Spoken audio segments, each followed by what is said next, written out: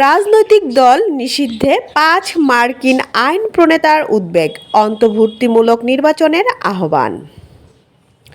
সব রাজনৈতিক দলের অংশগ্রহণ নিশ্চিত করে বাংলাদেশে অবাধ, সুষ্ঠু ও অন্তর্ভুক্তিমূলক নির্বাচন আয়োজনের আহ্বান জানিয়ে অন্তর্বর্তী সরকারের প্রধান উপদেষ্টা মোহাম্মদ ইউনূসকে চিঠি দিয়েছেন ৫ জন মার্কিন কংগ্রেস সদস্য।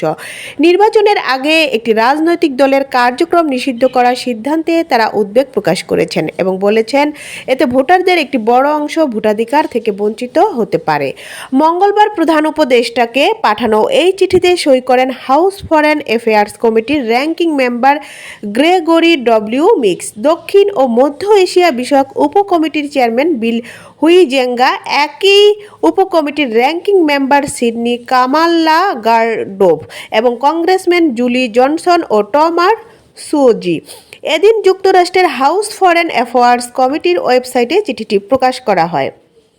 চিঠিতে কোনো রাজনৈতিক দলের নাম উল্লেখ না করে আইন প্রণেতারা বলেন, জাতীয় সংকটের সময় অন্তর্বর্তী সরকার পরিচালনার দায়িত্বে নেওয়ার তারা প্রধান উপদেষ্টার ভূমিকার প্রতি সমর্থন জানালেও একটি বড় রাজনৈতিক দলের কার্যক্রম পুরোপুরি স্থগিত করা মৌলিক মানবাধিকার এবং ব্যক্তিগত অপরাধ দায়বদ্ধতায় নীতির সঙ্গে সামঞ্জস্যপূর্ণ নয়। তবে তারা আশা প্রকাশ করেন, বর্তমান সরকার অথবা ভবিষ্যতে নির্বাচিত সরকার এই সিদ্ধান্ত পূর্ণ বিবেচনা করবেন।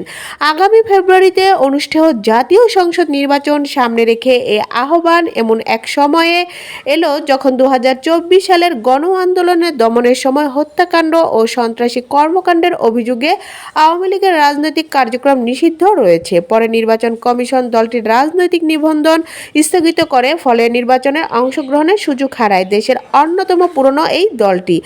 একই অভিযোগে আওয়ামী লীগের ছাত্র সংগঠন ছাত্রলীগকেও নিষিদ্ধ করা হয়েছে। The world news, Dhaka.